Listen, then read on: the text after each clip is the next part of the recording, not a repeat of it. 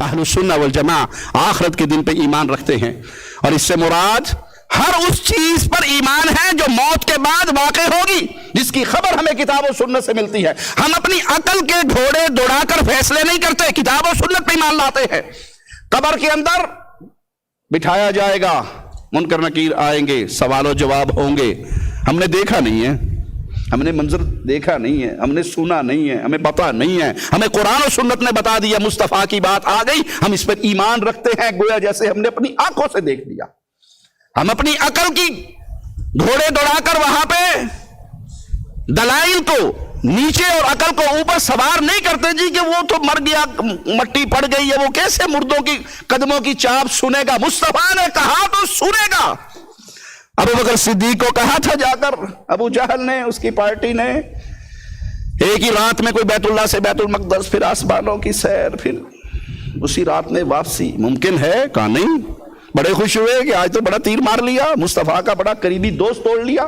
کہا پتہ یہ دعویٰ کس نے کیا ہے؟ کہا کس نے کیا ہے؟ کہا جس کو تمہارا رسول کہتا ہے۔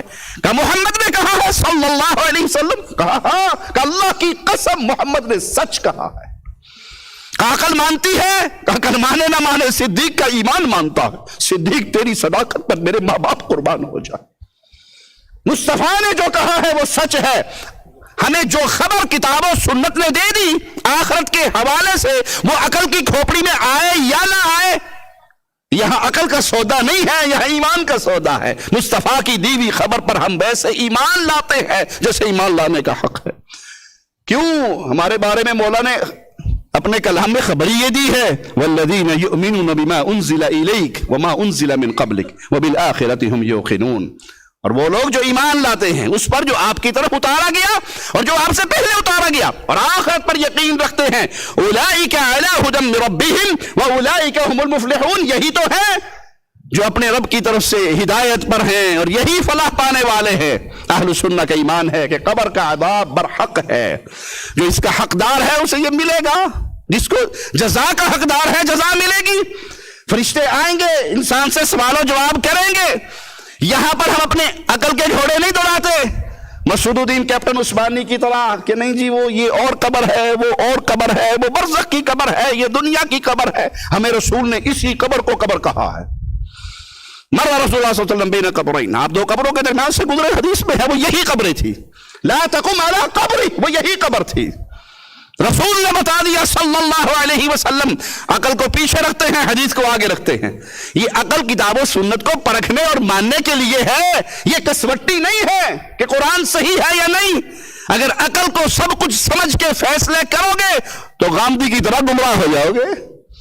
قرآن کی واضح آیت ہے جنت میں اہل ایمان کو حوریں ملے گی۔ غامدی صاحب کہتے ہیں نہیں یہ تو بس ہمیں شوق دلانے کے لیے کہا گیا، وگرنہ تمہاری یہی بیویوں کو ٹیپ ٹاپ کر کے ڈینٹنگ پینٹنگ کر کے تمہیں پھر دے دیا جائے گا، اوتھے بھی تو یہی دلوائے گا سانو۔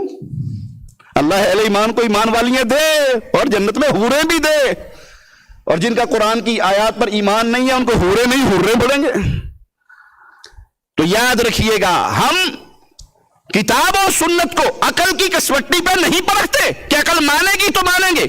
جیسے سید ابو العالی مودودی صاحب نے صحیح بخاری کی حدیث نقل کی اور کہا حدیث تو صحیح ہے، صحیح بخاری میں ہے، لیکن میری عقل چیخ چیخ کے پکار رہی ہے کہ یہ جھوٹ ہے، تیری عقل میں فساد ہے، محمد کی بات سچی ہے صلی اللہ علیہ وسلم۔ العبد اذا وضع فی قبرہ، جب بندے کو قبر میں رکھ دیا جاتا ہے، وذهب اصحابہ، اور اس کے ساتھی اسے چھوڑ کے چلے جاتے ہیں، حتی انہو لیسمع قرع نعالہم، یہاں تک کہ وہ اپنے جانے والے دوستوں کے جوتوں کی چاپ کو سنتا ہے۔ یہ کس نے کہا؟ محمد الرسول اللہ نے۔ ہمارا ایمان ہے صلی اللہ علیہ وسلم۔ تو فرشتے آتے ہیں، اٹھا کر بٹھاتے ہیں، پھر پوچھتے ہیں ما کنت تقول فی ھذا الرجل محمد صلی اللہ علیہ وسلم، محمد صلی اللہ علیہ وسلم کے بارے میں تمہارا کیا عقیدہ ہے؟ مومن کہیں گے اللہم اجعلنا منہم ومعاہم وفیہم، فیقول اشہد انہ عبد اللہ ورسولہ، میں گواہی دیتا ہوں کہ یہ محمد صلی اللہ علیہ وسلم اللہ کے بندے اور اللہ کے رسول۔ حدیث میں آتا ہے اسے کہا جائے گا انظر، دیکھ، نظر مار، جہنم کے اندر اپنی کرسی کو دیکھ، جنت میں بھی اپنی سیٹ کو دیکھ، جنت اور جہنم کے دونوں گھر اسے دکھا دیے جائیں گے۔ قال النبی صلی اللہ علیہ وسلم فیراہما جمیعا، وہ ان دونوں گھروں کو دیکھے گا. یہ تیرا جہنم میں گھر تھا، ایمان کی بنیاد پہ اللہ نے اس کو کینسل کر کے جنت والا کنفرم کر دیا. بھائی ہر بندے کا جنت اور جہنم میں ایک ایک گھر ہے. اب جو چاہتا ہے جہنم والے کو کینسل کر کے جنت والے کو قابو کر لے، وہ محمد کے صحابہ کے راستے پہ چل پڑے صلی اللہ علیہ وسلم، اہل سنہ کے راستے پہ، اہل الحدیث کے راستے پہ چلے، جنہوں نے رب کی عبادت میں کسی کو شریک نہیں بنایا اور محمد کی اتباع میں بھی کسی کو شریک. ہم نہ رب کے علاوہ کسی کی پوجا کرتے ہیں اور نہ پوجا کا طریقہ محمد کے علاوہ کسی اور سے لیتے ہیں صلی اللہ علیہ وسلم. من تعبد و کیف تعبد، دین ہمارا پورا ہو گیا. پوجا کرے کیسے؟ پوجا کرے کس کی؟ اللہ کی. کرے کیسے؟ محمد کے طریقے پہ صلی اللہ علیہ وسلم. یہ ہے راستہ اہل سنہ کا، یہ ہے راستہ اہل الحدیث کا. ہاں جو کافر ہوگا، منافق ہوگا، وہ کیا کہے گا؟ فَيَقُولُ لَا أَدْرِي كُنْتُ أَقُولُ مَا يَقُولُ النَّاسِ، میں نہیں جانتا جو لوگ کہا کرتے تھے وہ میں بھی کہہ دیا کرتا تھا. یہ بھی جنت میں، وہ بھی جنت میں، جو جہاں لگا سبھی جنت میں. راستے الگ الگ ہیں، جانا سب نے جنت میں ہے. کسی کو کچھ نہ کہیے، اپنے مذہب کو نہ چھوڑیے، کسی کے مذہب کو نہ چھیڑیے. یہ شیطان ابلیس کا جملہ ہے، مسلمان کا نہیں. کسی کے مذہب کو نہ چھیڑیے. ارے بھائی رسول کریم صلی اللہ علیہ وسلم نے پہاڑی پہ چڑھ کے اہل مکہ کے مذہب کو نہیں چھیڑا تھا. قولوا لا الہ الا اللہ. کیا خیال ہے؟ ابو لہب نے ویسے ہی گالیاں دی تھی، اس نے ویسے ہی کنکر برسائے تھے. ابو جہل بغیر بات کے دشمن بن گیا تھا. اگر ہر کسی کو اس کی جگہ پہ چھوڑ دیجئے اور صوفی بن کے تسبیح پہ منکے پہ منکا ٹھا منکا پھینکتے رہیے، تو پھر بتائیے تو صحیح، جنگ بدر کی ہوئی کیوں تھی؟ یہ احد کی جنگ کیوں ہوئی تھی؟ کیوں زینب کے خامی سے آقا نے کہا تھا مجھے وحی آ چکی ہے، مسلمان اور کافر میاں بیوی کے درمیان تفریق کروا دوں؟ کیوں کہا تھا؟ کیوں داماد کو واپس بھیج دیا تھا؟ کیوں بیٹی کو الگ کر دیا تھا؟ اگر ہر بندہ اپنی جگہ پہ لگا رہے اور ٹھیک لگا ہے، جن جتھے لگا ٹھیک لگا، ہر کسی نے اپنی قبر جانا، تو تھی ٹھیکیدار ہو. ہم ٹھیکیدار تو نہیں ہیں، دین محمد کے چوکیدار ضرور ہیں. اور چوروں کو غصہ چوکیداروں پہ آتا ہے. ہم کہتے ہیں رب کی عبادت میں کوئی شریک نہیں، نہ کوئی داتا ہے، نہ گنج بخش ہے، نہ غریب نواز ہے، نہ بندہ نواز ہے، نہ بندہ پرور ہے، نہ غوث اعظم ہے. کوئی سجدوں کے قابل نہیں ہے، کوئی عبادتوں کے قابل نہیں ہے، کوئی پوجے جانے کے قابل نہیں ہے. مخلوق خالق کی پوجا کرتی ہے، مخلوق کی پوجا نہیں کرتی. کبھی دیکھا ہے کتیا کسی بڑے بولی کتی کے پاس جا کر اس سے بچوں کی سوال کرنے کے لیے بیٹھا ہو، کھوتا کھوتے سے مانگ رہا ہو؟ کبھی دیکھا ہے؟ چڑیا پانی پی کے آسمان کی طرف اٹھا کے اپنے رب کا ہی شکر ادا کرتی ہے. مخلوق خالق کی عبادت کرتے ہیں، مخلوق کی پوجا نہیں کرتے. ہم اللہ کی عبادت میں کسی کی شراکت برداشت نہیں کرتے، اور محمد کریم صلی اللہ علیہ وسلم کو آخری رسول مانتے ہیں. اللہ کی عبادت کا طریقہ وہ صرف مصطفیٰ علیہ السلام سے لیتے.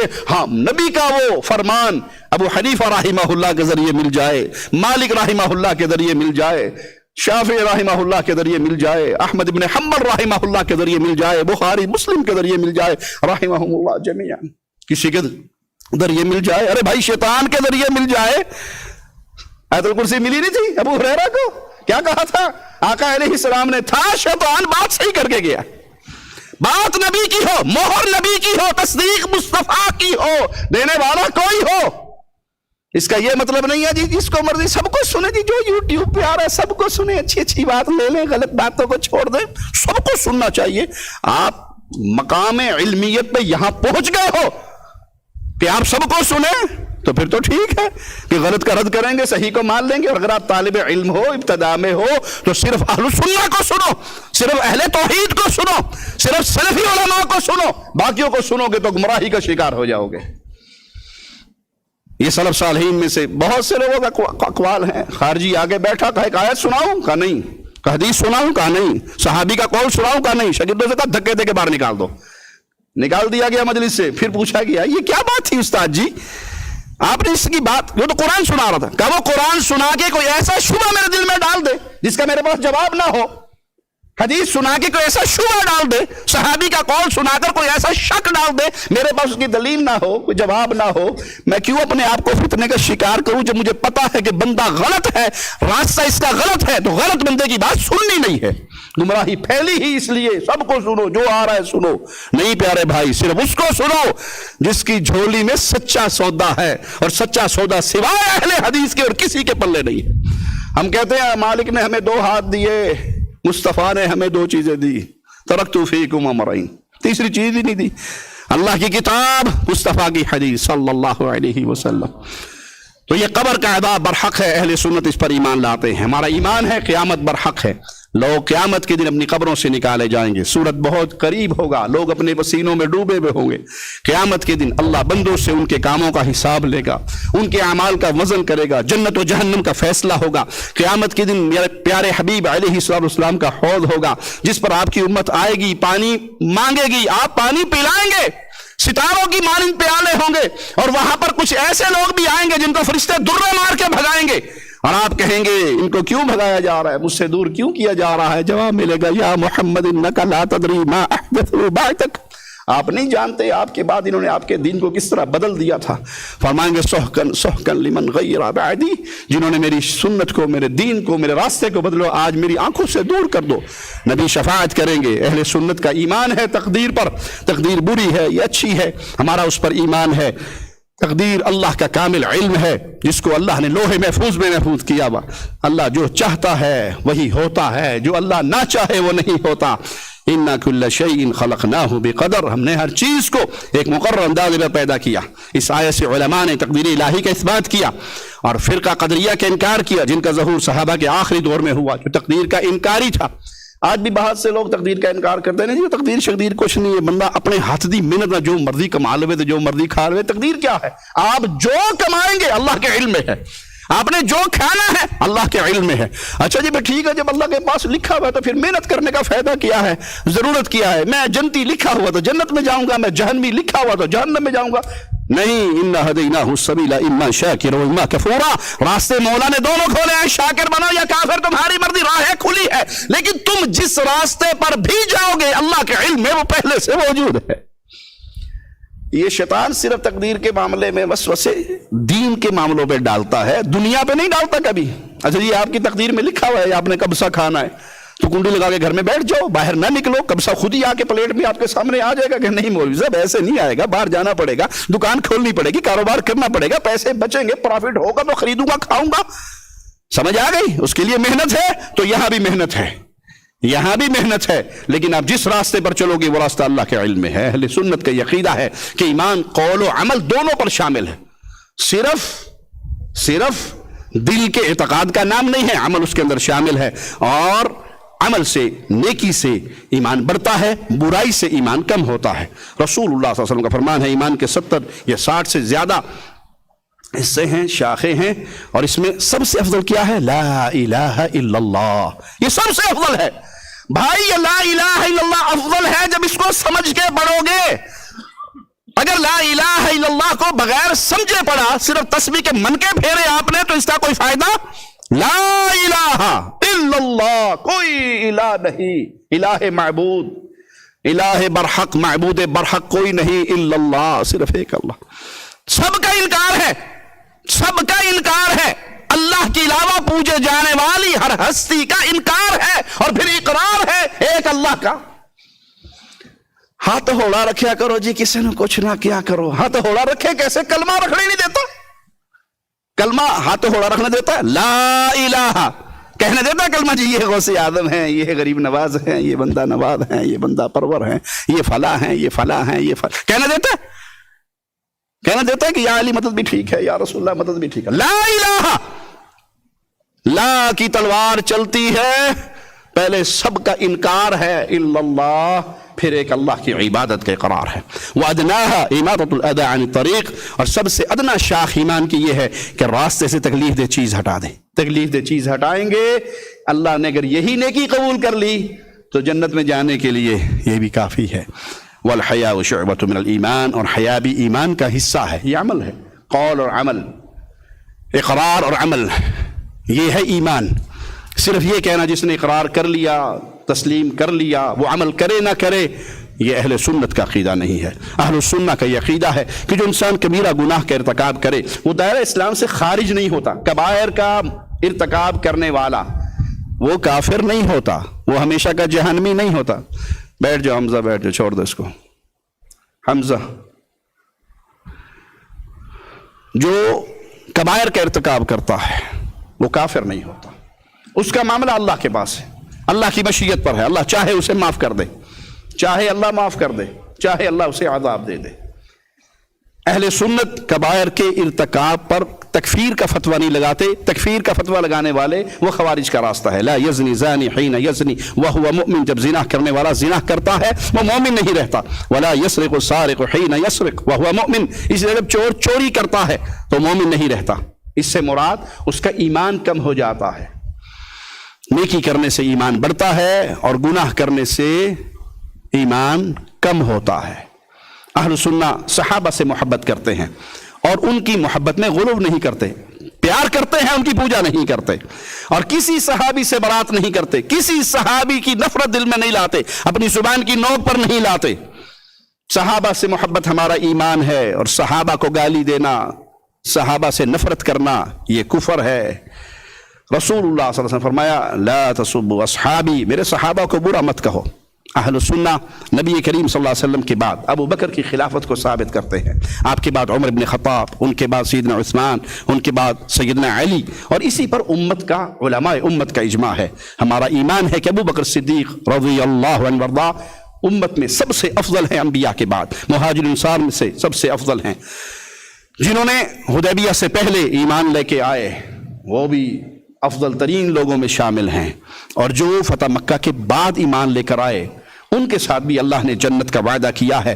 اللہ کے نبی صلی اللہ علیہ وسلم نے جن کے بارے میں جنت کی گارنٹی دی، عشرہ مبشرہ فی الجنہ اعلان ہوا، ہم اس پر ایمان لاتے ہیں۔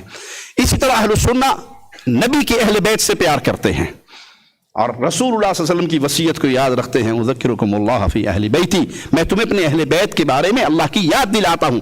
اہل بیت سے محبت کرنا ہمارا ایمان ہے۔ علی، فاطمہ الزہرا، حسن، حسین رضوان اللہ علیہم اجمعین، پیارے نبی کی پیاری زوجات، یہ اہل بیت ہیں، ان سے محبت کرنا ہمارا ایمان ہے۔ ان کی ادنا سی گستاخی کو بھی ہم ایمان کے منافی سمجھتے ہیں، کفر سمجھتے ہیں۔ لیکن اہل بیت سے پیار کا مطلب یہ نہیں ہے کہ اہل بیت کی پوجا کی جائے، اہل بیت کی عبادت کی جائے، انہیں اللہ کی عبادت میں شریک بنایا جائے، یا علی مدد، یا فاطمہ الزہرا مدد، یا حسن مدد، یا حسین مدد کے نعرے لگائے جائیں، ان سے پیار کیا جائے گا، ان کی عبادت نہیں کی جائے گی۔ اور اگر کوئی یہاں کہے جی نہیں آپ اہل بیت کو مانتے ہی نہیں ہیں، تو یہ بالکل ویسے ہی ہے جیسے نصارہ مسلمانوں کو تہمت لگاتے ہیں کہ آپ عیسیٰ کو نہیں مانتے۔ عیسائی کیوں کہتے ہیں کہ مسلمان عیسیٰ کو نہیں مانتے؟ کیونکہ ہم عیسیٰ کو اللہ کا بیٹا نہیں مانتے، اللہ کا نبی مانتے ہیں، اللہ کا بیٹا نہیں مانتے۔ ہم علی کو اللہ کا بندہ مانتے ہیں، اللہ کا شریک نہیں مانتے۔ اہل بیت سے پیار کیا جائے گا، اہل بیت کی پوجا نہیں کی جائے گی۔ اہل سنہ نبی کریم صلی اللہ علیہ وسلم کی بیویوں سے محبت کرتے ہیں، انہیں اپنی مائیں سمجھتے ہیں۔ وَأَزْوَاجُهُ أُمَّهَاتُهُمْ، نبی کی بیوییں مومنوں کی مائیں ہیں، ان کا دفاع کرتے ہیں اور یہ عقیدہ رکھتے ہیں کہ آپ صلی اللہ علیہ وسلم کی بیوییں جنت میں بھی آپ کی بیوییں ہیں۔ آپ پاک ہیں تو آپ کا بستر بھی پاک ہے۔ جو نبی کی بیویوں کو گالی دیتا ہے، ان کے اوپر الزام لگاتا ہے، وہ مسلمان نہیں ہے، وہ کافر ہے۔ سیدہ عائشہ پر تہمتیں لگانے والا قرآن کا منکر ہے، کافر ہے۔ کیوں؟ وہ عائشہ رضی اللہ عنہا کو گالی کیوں دیتا ہے؟ وہ دینا رسول کو گالی چاہتا ہے، لیکن اگر رسول کو گالی دے گا تو پھر اسلام کا دعویٰ بچہ کہے گا اس دعوے میں جھوٹا ہے، تو وہ نبی کو گالی نہیں دیتا، کبھی نبی کی بیوی کو گالی دیتا ہے، کبھی نبی کے سسر کو گالی دیتا ہے، کبھی نبی کے داماد کو گالی دیتا ہے، کبھی نبی کے برادر اللہ کو گالی دیتا ہے۔ اصل میں وہ دشمن نبی کا ہے۔ تو اہل بیت اور صحابہ کو گالی دینے والا حقیقت میں دشمن ہے اللہ کا اور اس کے رسول کا اور تمام اہل ایمان کا۔ اہل سنہ رافضیوں سے برات کرتے ہیں جو صحابہ کو گالیاں دیتے ہیں، اسی طرح ناسبیوں سے برات کرتے ہیں جو اہل بیت کو گالیاں دیتے ہیں۔ اہل سنہ ہر معاملے میں میانہ روی اختیار کرتے ہیں، اہل بیت سے محبت کرتے ہیں، صحابہ سے بھی محبت کرتے ہیں اور ان کی محبت کو ایمان کا جزء مانتے ہیں۔ اہل سنہ عبادات پر اسی طرح عمل کرتے ہیں جس طرح رسول اللہ صلی اللہ علیہ وسلم نے کیا۔ وہ عبادات کی صفات کو، ان کے زمان و مکان کو نبی صلی اللہ علیہ وسلم کی حدیث کے راستے میں سمجھتے ہیں اور خلفاء کی سنت کے ذریعے اس کو پکڑتے ہیں، کیونکہ پیارے نبی صلی اللہ علیہ وسلم کا فرمان ہے فعلیکم بسنتی وسنت الخلفاء الراشدین المہدیین، تمہارے اوپر لازم ہے میری سنت، میرے خلفاء راشدین کی سنت۔ اس کو یہ داڑھ ہے نا، اس داڑھ کے ذریعے ان دانتوں سے پکڑو گے تھوڑا سا کمزور پکڑا جائے گا، لیکن پنجابی میں داڑھ چل جائے گا، تم دساں گا وہ داڑھ چلے جڑا آندا ہے نا، پھر وہ قابو آندا ہے۔ آپ نے کہا میری سنت کو اپنی داڑھوں سے قابو رکھو، میرے خلفاء کی سنت کو۔ اہل سنہ کسی بھی مسلمان کی تکفیر نہیں کرتے، کسی پر فتویٰ نہیں لگاتے کہ یہ جنت میں جائے گا یا جہنم میں جائے گا، یہ شہید ہے، یہ پکا جنتی ہے اور یہ پکا جہنمی ہے۔ کسی کے خون کو حلال نہیں سمجھتے سوائے جس کا خون شریعت حلال کر دے۔ ہاں تکفیر کا جو معاملہ ہے، قاضی فتویٰ لگاتا ہے، حاکم وقت فتویٰ لگاتا ہے، کسی کی تکفیر کرتا ہے، کیونکہ اس کے بعد پھر بہت سارے مسائل اس کے اوپر فٹ آتے ہیں، یا اہل علم کی جمعیہ اس کے اوپر بڑے کبار علماء اس کے بارے میں فیصلہ دیتے ہیں، حجت پوری کر کے، اس کے شبہات کا ازالہ کر کے۔ یہ نہیں ہے کہ تھوڑی سی بات ہوئی تو عوام الناس بھی اٹھ کے فتوے لگانا شروع کر دیں، یہ کافر ہو گیا، یہ مشرک ہو گیا، یہ جہنمی ہو گیا، یہ ایسا ہو گیا، یہ ایسا ہو گیا۔ یہ اہل سنت کا، اہل الحدیث کا راستہ نہیں ہے۔ اہل السنہ حاکم وقت کی بیعت کرتے ہیں، اس کی اطاعت کو واجب سمجھتے ہیں، سوائے یہ کہ وہ کسی گناہ کی اگر دعوت دے گا، حکم دے گا، تو اس صورت میں اس کی وہ بات نہیں مانی جائے گی، لیکن اس پہ خروج نہیں کیا جائے گا، اس کے لیے دعا کی جائے گی۔ احمد بن حنبل رحمہ اللہ کا قول ہے کہ اگر مجھے یہ خبر ہو جائے، یقین ہو جائے کہ مجھے ایک دعا کا اختیار دیا گیا ہے، تو میں اپنے حاکم وقت کی اصلاح کے لیے اس دعا کو خاص کر لوں۔ محفلوں میں بیٹھ کے حکام کے خلاف زبان درازی نہیں کرتے، نہ ہاتھ سے اس کے خلاف خروج کرتے ہیں، نہ زبان سے خروج کرتے ہیں، اور نہ ممبروں پہ اس کو للکارتے دتکارتے ہیں، بلکہ نصیحت کا معاملہ بھی آئے تو سنت مصطفیٰ کو سامنے رکھتے ہوئے تنہائی میں اس کو ہاتھ پکڑ کے خفیہ طریقے سے اسے نصیحت کرتے ہیں، اور ہمیشہ اپنے سامنے مالک کا یہ فرمان رکھتے ہیں یا ایھا الذین آمنوا اطیعوا اللہ واطیعوا الرسول واولی الامر منکم، اے ایمان والو فرما برداری کرو اللہ کی اور اس کے رسول کی اور اپنے حاکم وقت کی۔ اہل سنہ ایک دوسرے کو نیکی کی طرف بلاتے ہیں، نیکی کی دعوت دیتے ہیں، یہ نہیں کہتے جو جہاں لگا اس نے اپنا حساب دینا ہے، میں نے اپنا حساب دینا ہے، نہیں۔ اہل السنہ اہل الحدیث لوگوں کو خیر کی طرف بلاتے ہیں، شر سے روکتے ہیں۔ کیوں؟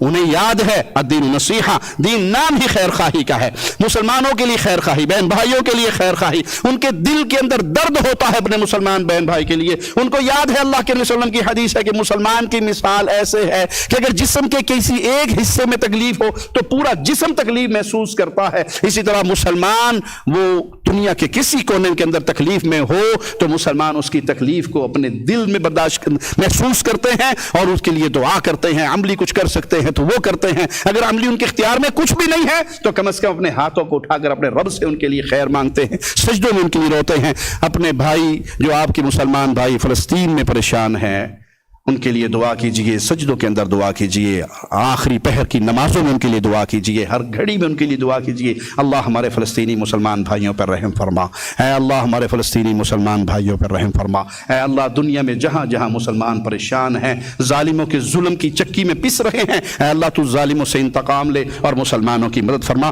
یہ اہل ایمان کا طریقہ ہے، یہ اہل ایمان کا معاملہ ہے، یہ اہل ایمان کا راستہ ہے، یہ اہل سنہ کا وہ طریقہ ہے جس پہ چل کر ہم رسول اللہ صلی اللہ علیہ وسلم کی راستے کو اپنا سکتے ہیں، صحابہ کے طریقے پہ چل کر صحابہ والے گروہ میں شامل ہو سکتے ہیں، کیونکہ جو جس راستے پر چلے گا، جو جن سے محبت کرے گا، قیامت کے دن وہ انہی کا ساتھی ہوگا۔ اللہ سے دعا ہے اللہ ہمارے گناہوں کو معاف فرمائے، ہمیں زندہ رکھے تو ایمان کی بہترین حالت میں رکھے، ہمیں موت دے تو اس حال میں کہ مولا ہم سے راضی ہو، ہم اپنے اللہ سے راضی ہوں۔ اقول قولی ھذا واستغفر اللہ لی ولکم ولسائر المسلمین۔